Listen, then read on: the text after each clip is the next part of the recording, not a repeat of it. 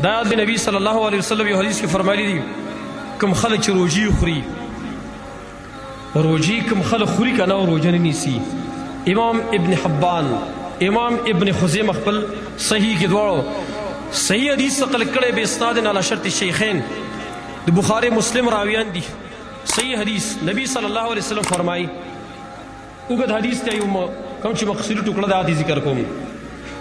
خوب بیانوي وایي دوه کسان رال د شپې وایي بیګا ودومه دوه کسان رال زه د لاس نه ونیوم وایي په خوب کې خوب واقع ده وایي زه د دې موټ نه ونیوم داسې یو غټ غړ دی غټ غړ دی په هغې باندې زه خېجولم ما ته چې وخېجه ما ورته ویل چې زه خو طاقت نه لرم په دې زه نه شم ختې ویل دواړو ما ته ویل چې زه ته خېجه موږ درته اسانه خیر دی. نو زه دواړو روان تلم خېجوله مې په څه کسانو ور تېرېږي نو ما یو ځای کې چې تېرېدو نو اوازونه رال چغې رالې غوغا غوندې راله. ما تپوس وکړو د دې دواړو نه دا جبریل او میکایلو ما یې تپوس وکړو چې دا څوک دي وایي چې دا د جهنمیانو اوازونه دي. و بیا داسې تېرېدمه نو څه کسان وو هغه الټه زوړن وو او دا وښکي وله شو کولی دي او له دې نه ښکته یې را روانې دي.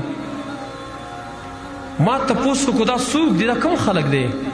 ویل راته ویل چې دا هغه خلک دي چې دیو به بې ټیمه روژه خوړله روژه به یې نیوله خو چې مازدیګر ټیم کې به یې ما ته ټینګ به ورته نه شو بې ټیمه به یې روژه خوړله دا هغه خلک دي. کوم خلک چې روژه نه نیسي څه دي بوده روژه څه دي بوده ماته د هغه به څه حشر دي دی خو را به هم څه ګزاره کړې څه دي ولې خو د ټیم نه مخکې روژه ماته کړې دا یقه خلک دی